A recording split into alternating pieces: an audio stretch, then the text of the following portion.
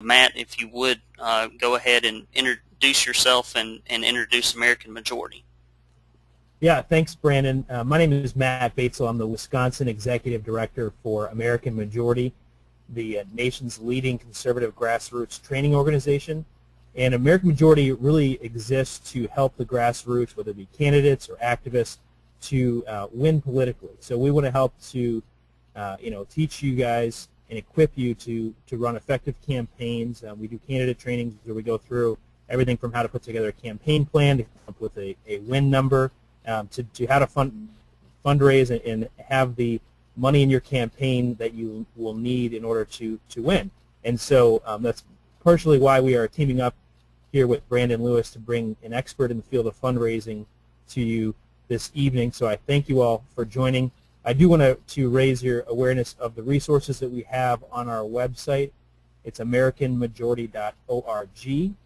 And on our resources tab right at the top, there are lots of resources for candidates, for campaign managers, and also activists. And so I think we have some candidates on here tonight. We also have some potential campaign managers and some leaders of organizations, as well as key grassroots activists across the state of Wisconsin. So thank you for all that you're doing. We want to help to be a resource for you. We're a 501c3 organization, a nonprofit, and we're nonpartisan. So we're limited in how we can do that, but one of the ways we can do that is by holding webinars or trainings like we're doing this evening. So thanks again, and let me introduce our speaker, Brandon, who you've been hearing from here at the beginning. Brandon Lewis has worked as a political fundraiser and staff member to U.S. Senate, U.S. Congress, State Senate, State Representative, and local political campaigns. He has also worked in the nonprofit fundraising arena on capital campaigns in educational institution environments and grassroots event fundraising for a national medical nonprofit organization. He's the founder and owner of www.mycampaignTreasurer.com. His web-based fundraising application allows candidates to raise more money for their federal, state, and local campaigns through a simplified, focused approach. Lewis is also the author of How to Raise Money for Political Office, the original guide to winning elections through aggressive, organized fundraising, which I've read and I highly recommend. It offers a comprehensive, practical approach on how campaigns can raise more money for their campaigns in an efficient and effective manner. And so I'd like to introduce Brandon Lewis. Thanks again for leading this tonight, Brandon. Well, Matt, thank you. I have to slip you a 5 spot for that stellar introduction a little later. Thank you for having us on. I'll keep you unmuted, so if you want to chime in at any time, by all means feel free, and then when we get to the question and answer section at the end, I'm going to try to unmute everyone so that we can kind of have a conversation. But if you are out there and if you've got a situation where you've got a microphone and your speakers at the same time and they're close to one another, it creates a feedback loop in the program. So hopefully by the time we get to questions and answers, we can address those. And also, if you'll submit them on the menu that you have, I'll try to get to those at the end as well. As Matt so kindly mentioned, I put a slide in here about my background. We've covered that, so we'll move on. What we're going to do tonight is we're going to cover some basics in fundraising very quickly.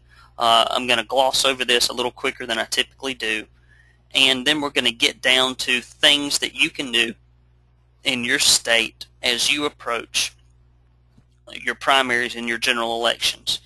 But however, I've found that if you don't lay a little bit of a foundation, people can get off track. So we're going to get started with this very quickly.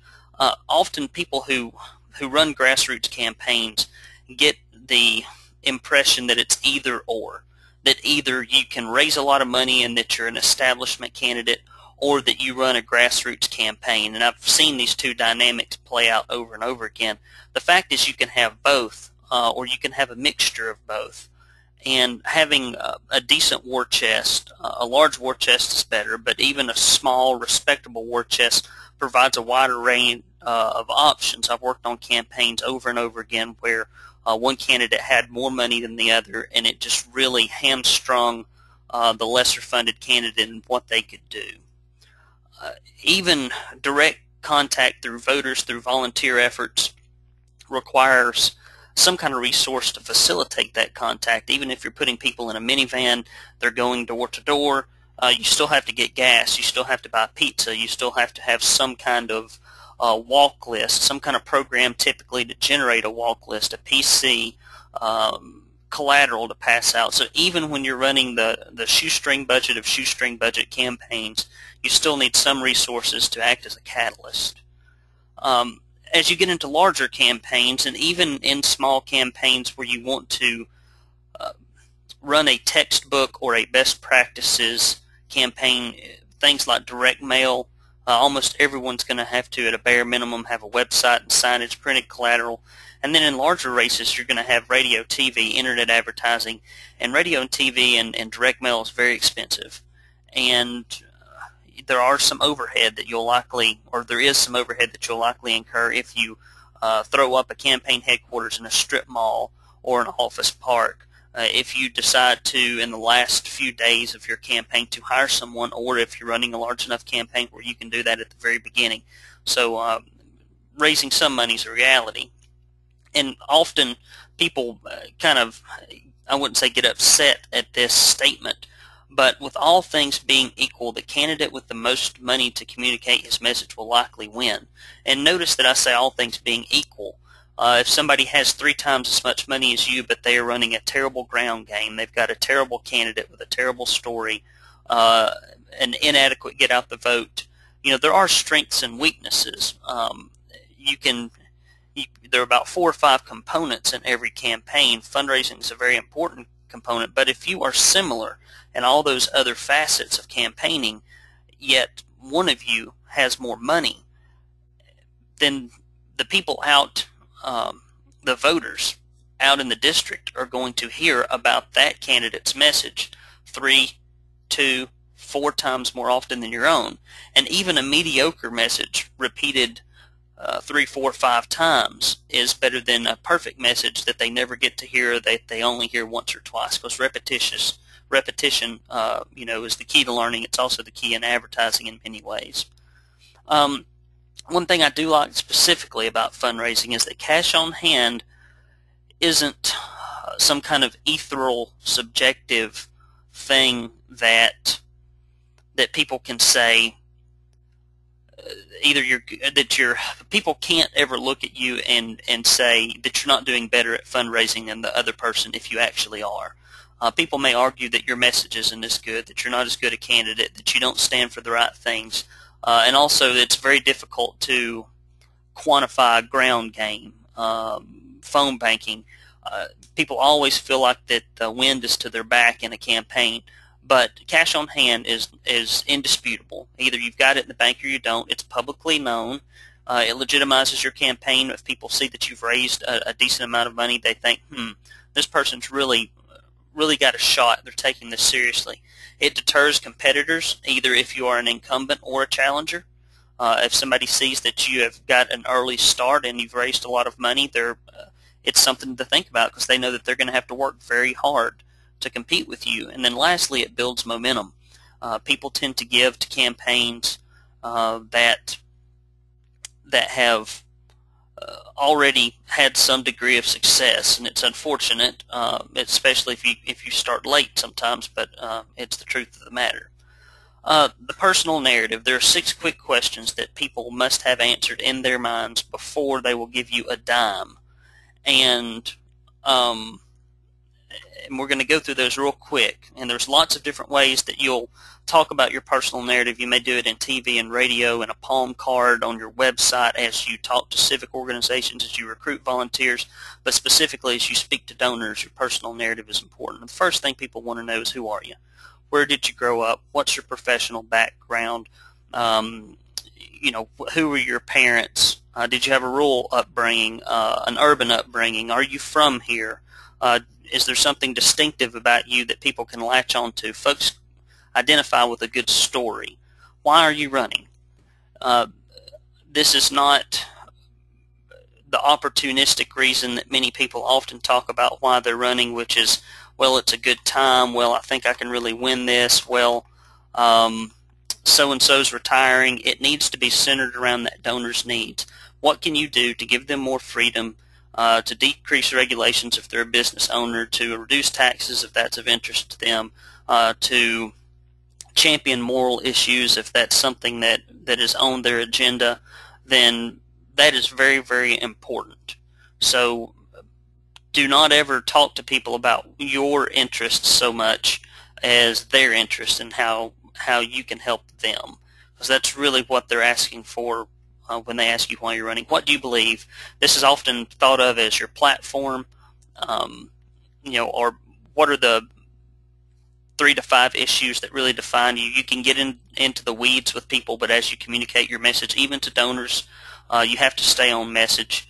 And having the 4 or 3 pillars of your campaign that are really what you're going to enumerate over and over again is very important. What makes you different from your competition? People often shy away from this, and you really shouldn't, because there are only 4 things that happen in a campaign. You tell people about yourself, you tell people about your competition tells people about themselves, and your competition tells people about you. And if you fail to draw a distinction between you and your competitor and real good stark contrast, then you leave 50% of the conversation off the table, and that's usually not wise. That doesn't mean that you have to get down in the mud, but if there are principal differences on beliefs, votes, any number of ideology, vision, it's important to bring those out so people can understand why you're better than the other person. Can you win this election? People want to know if you have a decent shot at winning. The ways that you could reassure them that you can do that is to talk about your strategy, your campaign team, your ideology, endorsements that you've gotten, articles that are written, polls that you could share with them, a good campaign plan, a fundraising plan. People want to, just like any business venture, if you had a relative that said, hey, I'm going to start a company, and I would like you to invest in this company, you would really want to know, and you would probably ask questions that essentially revolved around whether or not that company would be viable, and people want to know if your election is going to be viable, so give them reasons to believe in you. Lastly, tell people how they can get involved when it comes to soliciting donors, particularly in this late stage of the game. That's when you have to ask them, you're going to ask them for a few things. Their time, if they're going to be volunteer fundraisers for you, if they're going to serve on a finance committee.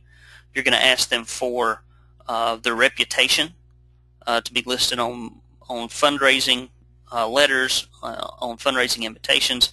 You're going to ask them for their money. After-tax income, as we all know, does not come easy these days, and if they are going to give you a lot of it, then you need to make sure that you do your best for them. And another reason to think about fundraising as being very important, and if you've tuned out, tune back in, this is important. If you've got people out there knocking on doors for you and writing op-eds and blogging and doing social media and showing up to events and making phone calls and holding signs, you owe it to them to try to do fundraising to the best of your ability, because if they're putting in their time and effort, you really, even if fundraising is not your strong suit, even if it makes you uncomfortable, for their sake, I always feel that people owe it to their volunteers to also focus on fundraising, even if they are really more of a grassroots style candidate. So make sure that when your people ask, how can I get involved, that you say, here's a donation slip, I really need you and your wife to do $1,000. Give them something specific that they can do. I need you to host, I need you to raise $5,000. Be specific with them. To determine your fundraising goals, first you have to identify your target voter database, calculate how many times and through what mediums you need to contact them to communicate your message adequately. Why am I talking about this late in the game? Believe it or not, there's some people that still haven't bought their signs, figured out what they're doing. They're out there just kind of flailing around, so to speak, in the grassroots landscape. Just keep in mind that it's not that you are only going to spend what you can raise. That's what so many people are left to do if they're weak in their fundraising. It's that you have a campaign plan based on how many times you're going to mail someone, knock on their door, call them, how many times they're going to see you on TV and radio on average, and all the other things that go into a campaign. That's really what makes a goal. So make sure that you at least have a good idea of what your target should be. Start on election day. work your way backward. It's very important because this will let you know when things have to be raised, and because you have to, it's not like you just purchase all of your signs, all of your advertising, everything all at once. It's done in stages. So you'll have to have so much cash on hand and before you can ever even make your first sign order, your first palm card order, your TV, your radio purchases. And people are reluctant, and rightfully so, to give to politicians, especially if they're not incumbents on any kind of credit or pay me in 30 days. They usually want their money up front because so many of them in the past have been left out to dry. When it comes to your campaign budget, and this is important for those of you especially that are already in the middle of a race, if you decided that your goal was $10,000, $20,000, $100,000, and all of a sudden you see that your opponent is raising $200,000, $20,000, or twice as much as you, your campaign goal can no longer be what it was.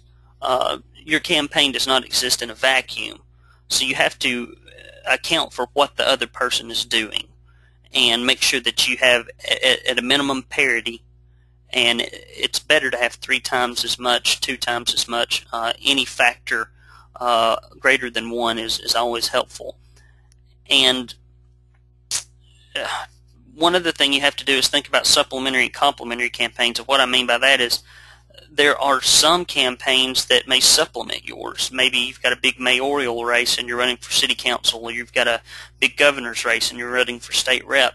Sometimes other organizations and other campaigns can suck money out of the political landscape. So keep in mind all those kinds of things when you're raising money.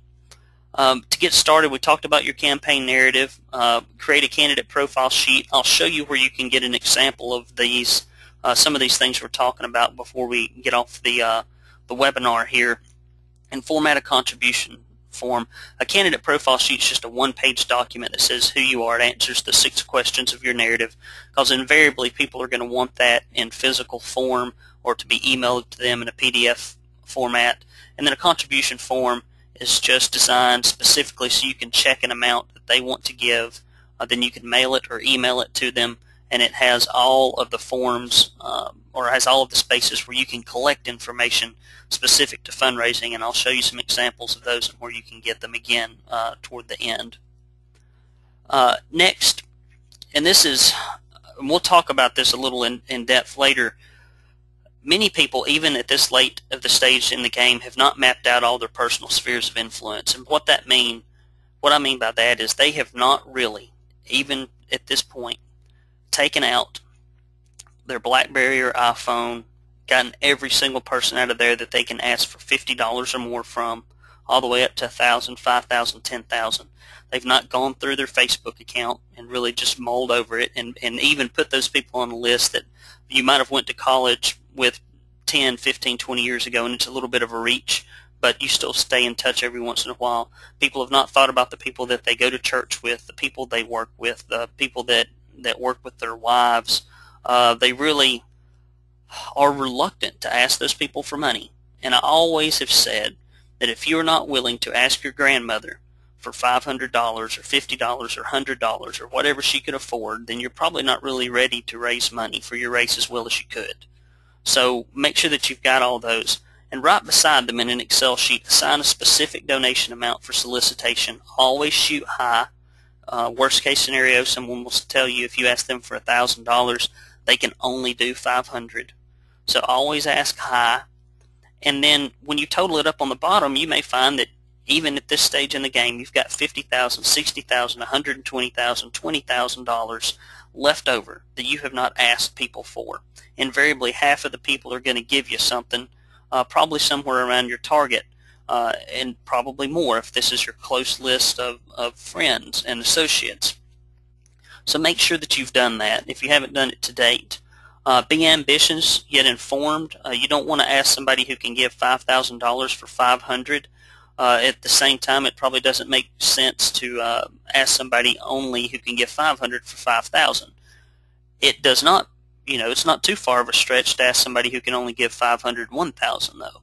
So, be within reason, but don't leave any money on the table. typical spheres of influence: work, church, family, and friends.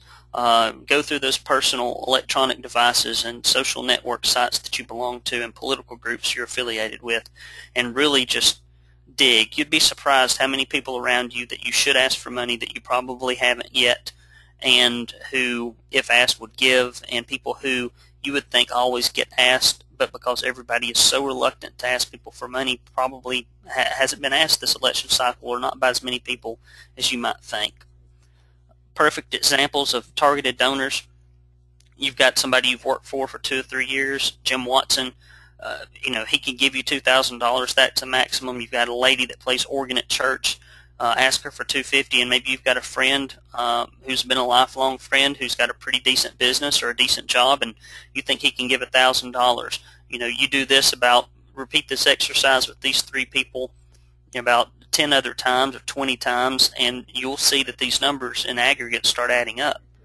Also, research your historically active donors. Everything's publicly available out there, and I know this sounds like these aren't really, and we'll get into some more last-minute strategies toward the end, but what I have found when I sit down with what I call troubled candidates, and that's candidates who during this stage of the game have not really performed fundraising-wise as well as they had liked, when I ask them if they have done these things, most of the time they haven't. It's not necessarily that they've done everything right and they are looking for an additional silver bullet. It's more usually when they come to me, and this stage of the game is just that they have not done the basics, didn't know the basics, were reluctant to do them, didn't want to do them. So that's why we're covering these, because invariably the same diseases are caused by the same things over and over again. There's nothing new about it. And when you put these people on and you look at who is historically given, you start with your largest donors first.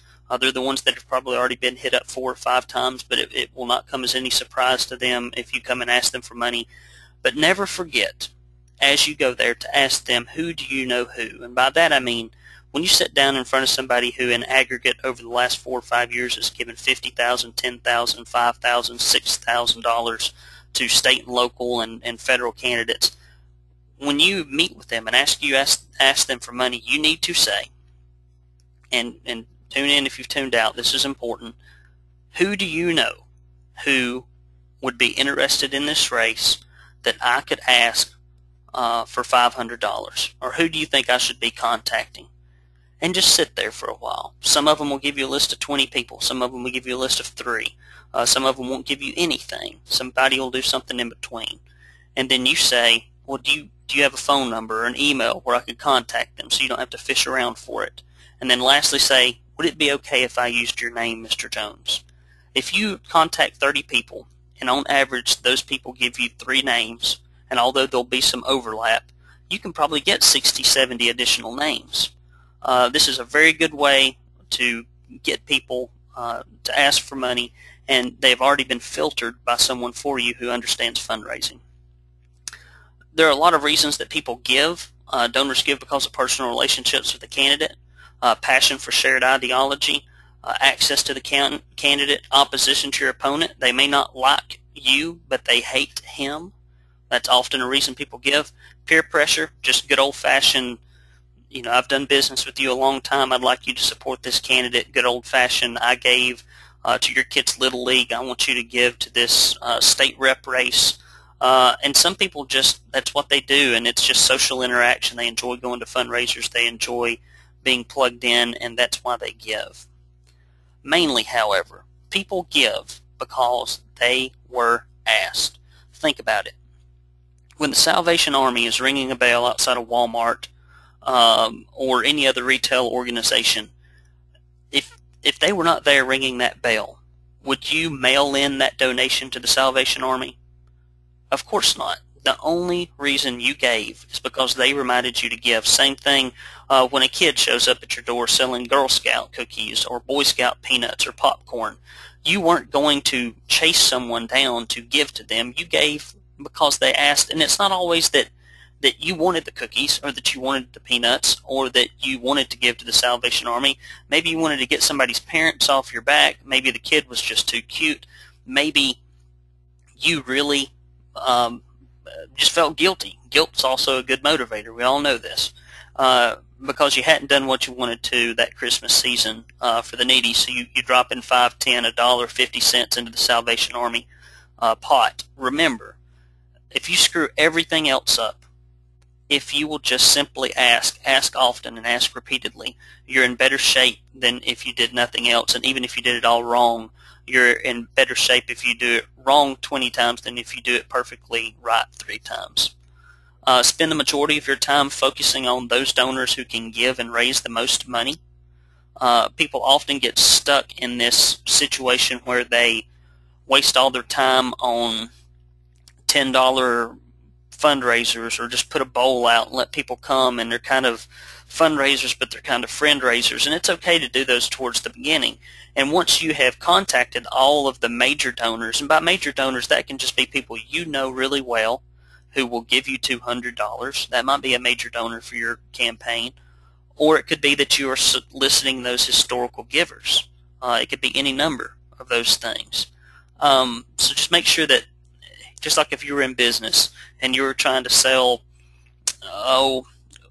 laundry detergent, you would want to go to the retailers that sold the most laundry detergent. You wouldn't want to go door to door to each individual person and ask them to buy a gallon of laundry detergent. It'd be too inefficient and too expensive for you.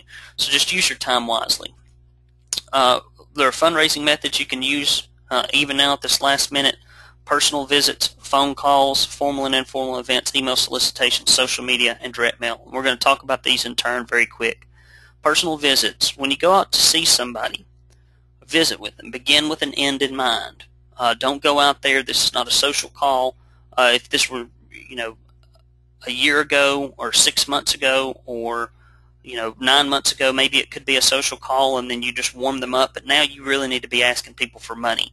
It's not ideal, but get in front of them and ask them. They know that it's coming. Begin with an end in mind, and that could be, I want this person, just write it down on a piece of paper before you go there. I want this person and his wife to give $2,500, or I want them to serve on a host committee and raise $10,000, or I want this person to give me 20 names to contact and use their name, or I just want $100 out of this person. Whatever it is, make sure that you begin with an end in mind. And there are two things, again, when donors, you're asking them for their time and their money. So make sure that you know what you're wanting and you try to get both. Phone calls. Phone calls stink. Nobody likes to make them.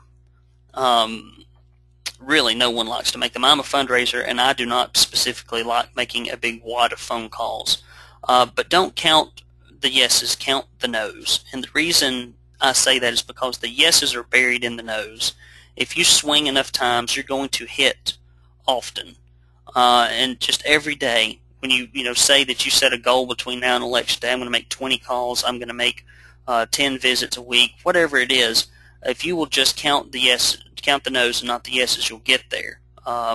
Get in a quiet, distraction-free place. There are 1,000 things in a campaign that will draw your attention away in your personal life and your work life. Sit down and dedicate a specific time. Have your candidate call sheet and your envelope and a note there handy, so that as soon as you get off the phone with somebody and they say, yes, I'll give you $1,000, $100, $200, you get that thing in the mail. Or better yet, if it's a big enough check and for your campaign that might be $200, it might be $2,000, you say, hey, can I come over there and pick that thing up right now? Can I do it right now? Can I send somebody over? There are a lot of pledges in a campaign will evaporate, so getting to them quickly is very important. Event fundraising. Set the dates way in advance. You may not have that luxury here, but give it at least a couple of weeks to be worked well. 2.5 weeks, you can probably put together something decent. Mail out the invitations a week before. The big important thing with event fundraising, in my opinion, is that you have about 60 to 70% of your funds committed before you ever have a fundraiser.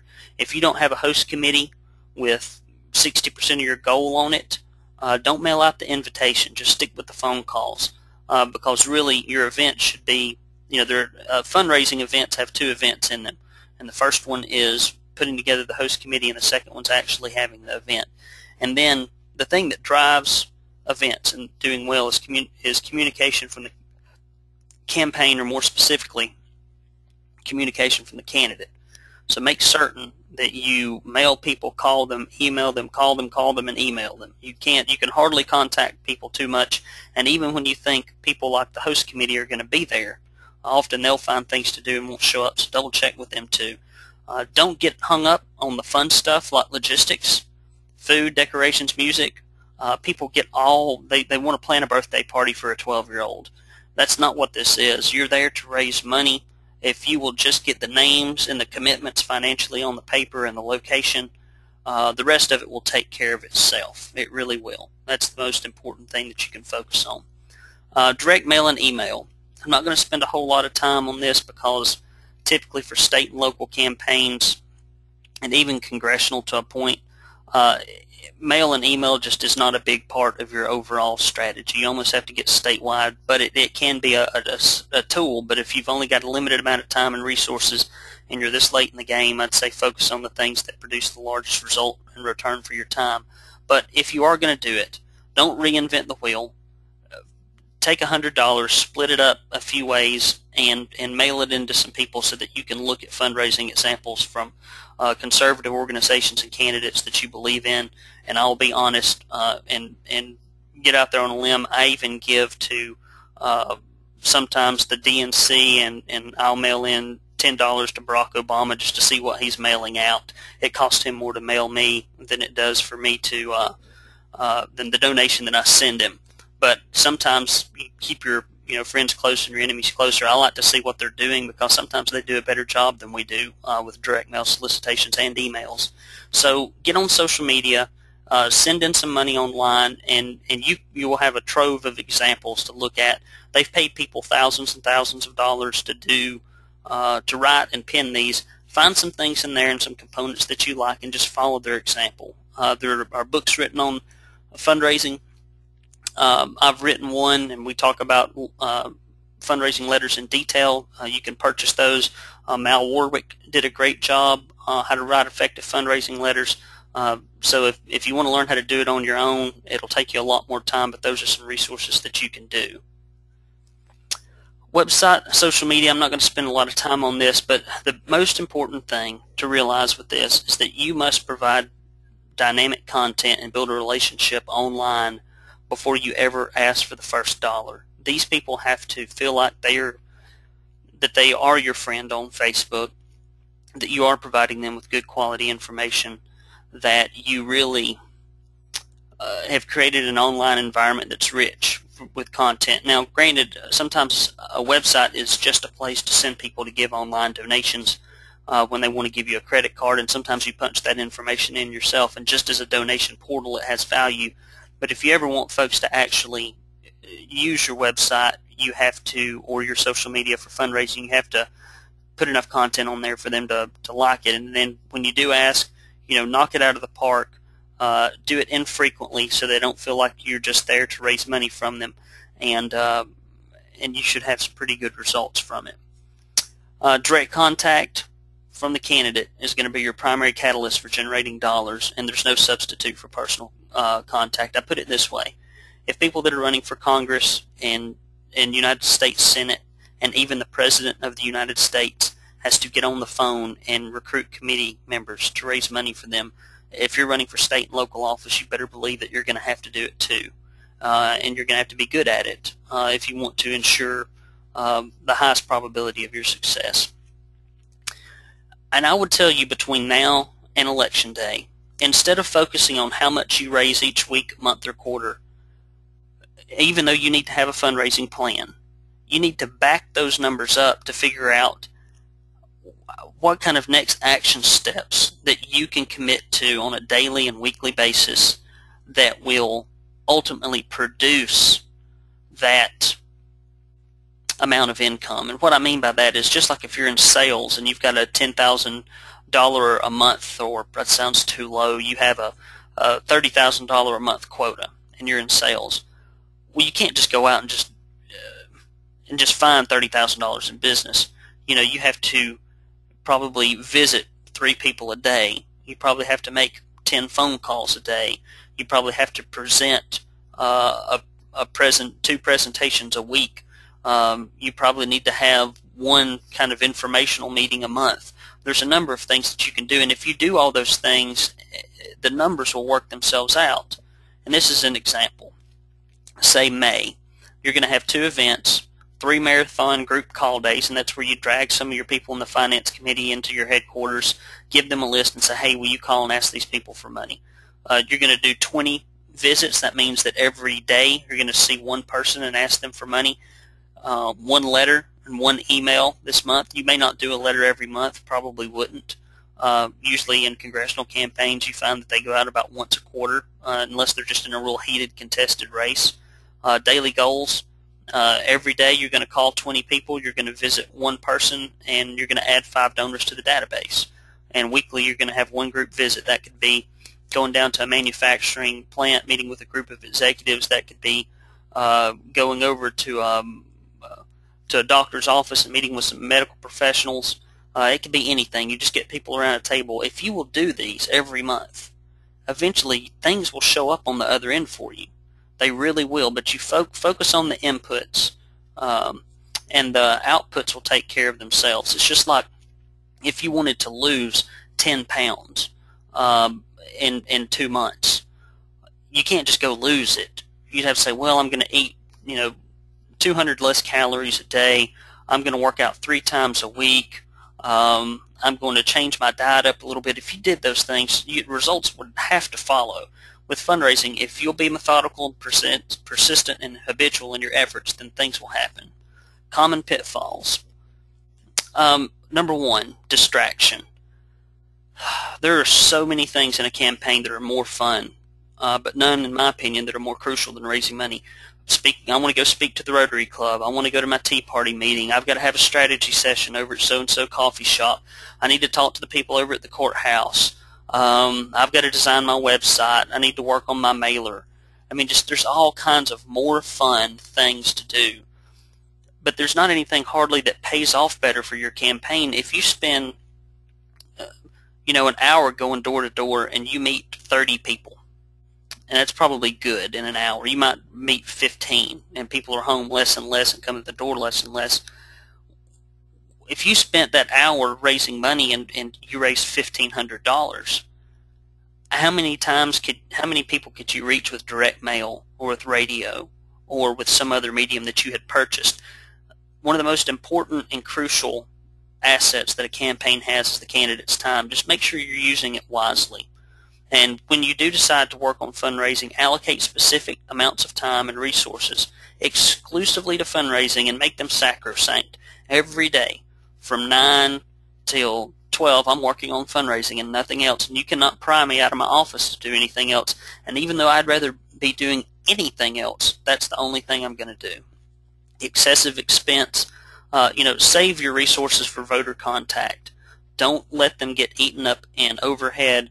Keep events as simple and affordable as possible. Fundraising events should be wine if appropriate, cheese, refreshments, some finger foods, in a nice environment that's easy to get to with a guest speaker if you're lucky, that are basically, big justifications for call-a-thons, and that's what they should be. And, don't get a fancy headquarters. Don't spend money where it's not related to voter contact if you can. You have to have a certain amount of overhead to facilitate what you're doing as a campaign, but don't spend your money foolishly. Disorganization. I do not know. There are just a lot of campaigns that live in Excel hell, is what I like to call it. They've got spreadsheets out the yin-yang, donor cards spread all over the place. Find yourself some software. I've developed some at mycampaigntreasure.com, or get on the internet and find some. Not having good organizational tools, electronic organizational tools, you can kind of get by with it in the short run, but there comes a point, and it doesn't take but about a month or two, when you actually end up burning more resources trying to not do it right than you do for the rest of the campaign doing it right. So even if you're a little bit behind now, if you've got somebody who can sit and do data entry, I'd catch yourself up with some kind of software system to manage your donors. And if you get elected, you really will have wished that you had done that. And year after year, it becomes even more of a compounded problem if you don't have them. And I'm not talking just about software, but physical organizational tools. Devote manila folders, organize your desktop and your computer for fundraising correctly, inboxes, having a specific way to process the tons of inputs that come in from fundraising. And by inputs, that means building databases, who you talk to, when you talk to them, did they pledge anything, who did they tell you to get in touch with. There are a sea of details with fundraising, and that's another reason people avoid it. So get tools together that can help you. I'm going to show you real quickly here some things that you can use that are free on a website. And this is American Majority's website, which I've given you the link to already for those of you who don't know. This is my website. Real quickly, I'm going to show you the documents that we talked about earlier. There are all kinds of things on here, but these specifically, at the very bottom on quick links, we've got example campaign files.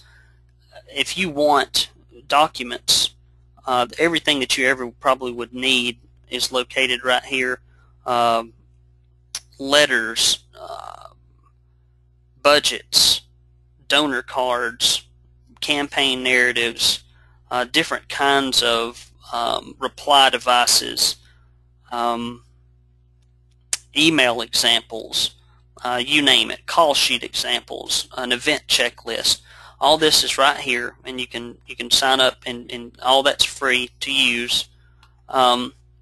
We've also got I guess features and tours for the fundraising software that I've developed. The easiest thing, if you'd like to find out about this, is there are tons of videos on this website.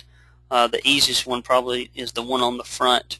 If you'll just click here, it'll give you an overview if that's something you're interested in. You can buy the political fundraising book if you're interested in it off the website.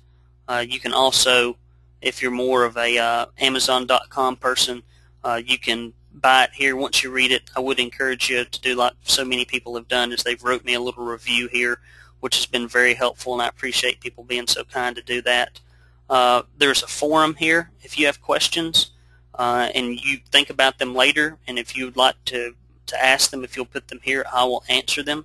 I really mean that. So it's if you'll post it, I'll answer it. There's some blogs here that have some good information that you can read. Some of it, I'll be frank, is for SEO content. And if you need any help, there's some other good resources on the bottom here. Some political service providers, and also some of the seminars that have been recorded previously, webinars, are on here, and this one I will send out to all of y'all when we're done. Let's get back into the presentation, but do note that especially for the campaign, especially for your campaign documents, there are terrific documents there, so you don't have to reinvent the wheel. But the thing is, and what I'll say about good tools is, if a carpenter showed up to your house and you had contracted with him to build a deck, and if he showed up without a saw, without a hammer, without anything that a person who really does that professionally has, let's say, just had junky tools, he could probably still build a deck, but you would know immediately that he's not professional. If you're trying to raise money without good software and without tools, it just makes it very difficult, and it becomes apparent to yourself that you're not going about it in as a professional way as you can. Call reluctance. This is another huge pitfall. And you have to conquer your fear that death will ensue when you call or visit to ask for money. And I mean, as people feel like, they say that, I guess the biggest fear that people have is public speaking. I would say it's asking for money, because I know tons of politicians and people that run for office who are happy to speak to people but will not raise money. And I always tell people, open up your obituaries in your local paper and read how people die. Heart attack, diabetes, obesity-related diseases, car wrecks, cancer. No one I've ever seen, it said cause of death, made a fundraising phone call for their campaign. But you would think that that's what killed people, because people are so reluctant to pick up the phone and call people and ask them for money. So, after you get a few of them under your belt, it'll get easier, and you'd be amazed at what you can accomplish. Procrastination. fundraising cannot really be expedited. The earlier you start, the more money you raise, the more donors you capture, then the larger the average contribution will be. Although, when you get into a position where if you have not done as well as you'd liked up to this point, you can still do marvelous things. Not as marvelous as if you'd started a year ago, being real, persistent and methodical, but you can still make huge strides, But now is the time. Or tomorrow is the time. Get out there and do it. Here are some considerations and tactics for last-minute fundraising, and we're going to go through this and try to wrap it up quick and ask questions. I want to get y'all off in time. The good thing, and this is very good, if you have done very poorly in your fundraising to date, even a slight improvement can be huge for your campaign. Huge. If you've only raised a pittance of money, $2,000, $5,000, $10,000, depending on the size of your campaign, well, what if you've doubled that or tripled that between now and Election Day? If you've done poor in your fundraising efforts to this point, you can you can double or triple what you've already got in the bank, and that would be huge if you'd just do what we've talked about tonight. And one thing to always remember is, and so many people pride themselves on being like really awesome grassroots candidates. There are different things that you have to have. You have to be a good grassroots candidate. You have to be a good candidate. That means speak well, be polished, be well liked. You have to raise money. You have to organize well. Well, there are so many chains, or so many links in a chain. And if your weakest link right now is fundraising, it does not do you any good, or it does you less good to strengthen those other links until you get that fundraising link fixed. And you can make it much stronger. If you're on parity or better than your opponent, except in the fundraising arena, and if you just increase your fundraising yield a couple of times, it would make a huge difference, especially if you're outpacing them in other grassroots areas. So make sure that you do that. Very important. Revisit your list of personal friends, family, and acquaintances and see if you've really exhausted all of your closest, warmest contacts. I have people come to me all the time, and sometimes folks will get them to me because they're in the last parts of their campaign, and what I find is they have not even done this often. Revisit and really make sure that you've gone through and found every single person that you can. Most candidates haven't. They really haven't. How much time, and this can be painful for you, are you actually spending per day on fundraising? An hour? 30 minutes? 4 hours? None? Sometimes if you think, well, my fundraising is just going terribly, I've not done well at it. If you look and really be honest with yourself and figure out how much time you're spending, you may find that you're just not putting in the time. Make the example of going to the gym. Reading the fitness books is great. Putting on the appropriate clothes is great. Getting to the gym is awesome. Walking into the gym is awesome. But unless you sit down and actually work out on the machines, you really haven't quite done what matters most. And so make sure that you are spending time. If you're not spending time, then that's probably the culprit. And people, make sure you look through the public records and identify all the people who are the top tier donors. Even if you don't have time to put together a huge database, skim through them, pick out the biggest ones, and try to meet with them. And then also look for people who have given to conservative organizations nationally, who have only given to usually a lot of your conservative organizations. If you find that somebody has given to them and they're political, smaller amounts, they've basically just given to mail or telemarketing. How much more likely would those people be to give to you if they get called by a real live conservative candidate who's running in their local races? These people often just get untouched. They end up being hit by mail, and that's it. So those are good people, and they respond well to candidate calls. Go back to the well. If you've only raised $5,000, try to find another $5,000 from new people. But if it's been a couple of months since someone's given and they haven't maxed out, and if you feel like you're headed in the right direction and you can talk to them about why you need money, go back to the well. Large campaigns do this over and over and over again. I mean, they really wear out their donors. If it's between wearing out your donors and losing, wear out your donors.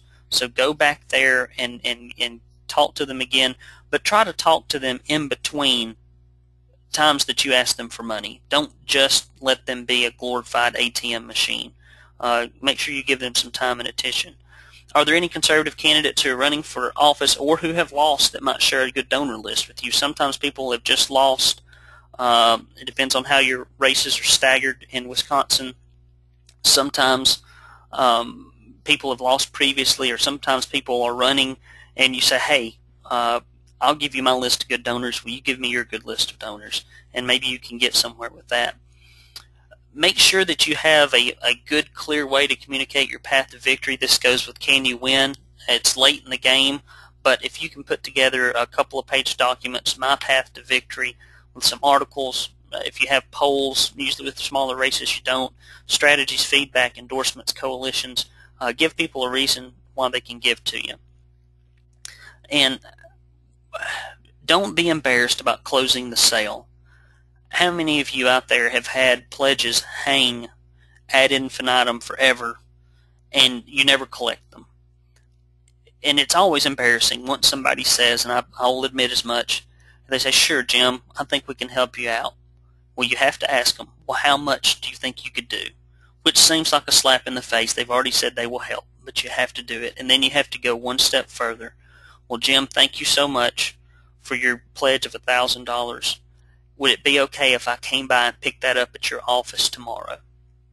And it stinks because it feels like they've said they'll help you, and then you've kind of, especially I'm from the South here, people are funny about money, and now you're going to ask them how much they're going to give, and you want to come pick it up and know when you can get it. Yes, that's what you have to do. You just have to do it. So don't feel embarrassed about it. Get that cash in hand. And one thing I want to point out here is sometimes grassroots candidates particularly want to get caught up in things like phone banking and knocking on doors, and all that's very important, and I think you should get out there with your volunteers and do it, and it's a good thing. But a volunteer can knock on a door and make a phone call, and let's say that they're only 70% as effective as you, or 50%, or whatever. Well, if they're out there for 4 hours and they've gotten you a bunch of votes, that's awesome. But they cannot get on the phone and raise you money. You're the only person, usually as the candidate or somebody on a finance committee, that can really raise money. So it's just like if you can drive a nail with a wrench. You really can. I've had to do it before. It's not the right tool for the job. So make sure that you're using the right tool for the job. You need a hammer to drive a nail. You can do it with other things. But just make sure that you're matching up the right people to the right campaign tasks, and don't neglect fundraising because you feel like you've got to knock on every door. If there's somebody else that can do that for you, then by all means let them do it. You don't have to do it all the time, but let them do it part of the time. What if you win? Let's say that you win. Make sure that you develop a donor appreciation program where you contact people to say, hey, how are you doing? And don't ask them for money. And you keep in touch with them so they don't feel like an ATM machine. You can continue to find new donors, but make sure that you really reach out to people. And that's very important when you win, because I'm trying to wrap this thing up. We've only got a few minutes, but I'll hang on as long as y'all want to hang on. I'm going to go to the attendee list. Again, if you've got background noise, or if you've got a speaker with a lot of loud, if you've got like your microphone next to speakers that actually broadcast, you might want to cover it up or mute it or something. I'm going to try this. We're going to start unmuting people for questions here.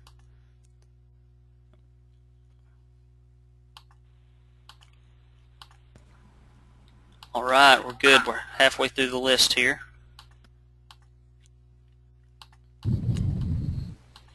Let's see. Okay, I'm going through here. Somebody's in a wind tunnel. For that person, if you'd cover it up. Or somebody's either that or a heavy breather, one of the two. All right. Sounding good out there. Guys, I'm going to go ahead and open the floor up to questions. If you've got any, just go ahead and shoot them out there. Don't be shy. Somebody's got fun kids, at least, in the background. Hey, Brandon. Yes, sir. Is there any way that I could get this thing downloaded here? I would really love to show this to my candidate. Yeah, absolutely. I'm going to actually take everybody on the attendee list. It'll probably take me till tomorrow to get it uploaded, and I apologize if I've sounded a little tired. I've got to have my appendix removed tomorrow, and I'm just feeling a little under the weather. But I can get it to you tomorrow, I believe, if I can get it to my web guy tonight. Okay, because that would be wonderful as far as I'm concerned, Brandon, because the biggest problem I'm having right now is convincing the candidate. I'm the treasurer for his thing, and I've done this for years and years and years. And the biggest thing the only thing actually that I got out of your thing today was to try and convince him that he has to do it. You know, he keeps letting other people do it, and I keep saying, no, you have to do it. You're absolutely right. I mean, there's, you can delegate authority but not responsibility, and in the end, the responsibility lies with the candidate to raise money. And as a fundraising consultant, all you can really do is organize his efforts, direct his actions, those kinds of things, but you can't. People don't want to hear from anybody but the candidate, and the smaller the race, the more they just want to hear from the candidate. Absolutely. Other questions out there, guys? Don't be bashful. Brandon? Yes, ma'am.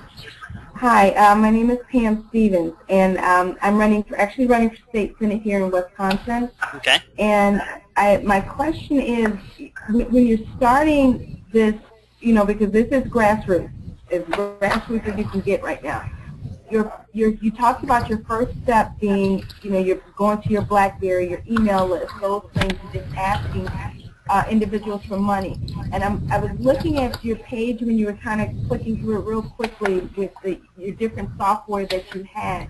Do you have something that would help us with that would kind of keep us organized? Yes, ma'am. You can go to Campaign Treasurer. It's free to try. It's only $50 a month for most state and local candidates. Right now, it's just completely free to use. We probably won't even charge until after the campaign. I got it developed and up late, but the reason I developed it is because I was just so frustrated every time I'd work with state and local candidates.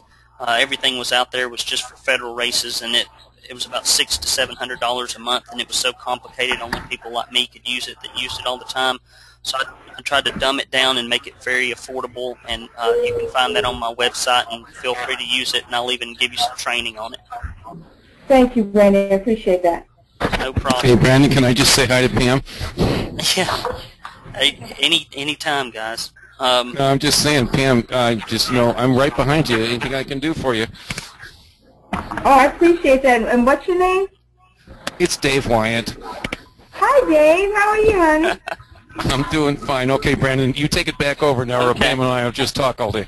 Well, guys, I try to get us off of here by 10 or close to it. If anybody needs to hop off, go ahead. But if you've got questions, seriously, I know people are always bashful, and there are no dumb questions on these webinars. If you'll just ask a question, even if you think it's silly, I'll just answer it for you. Anybody else out there need help? Specific questions?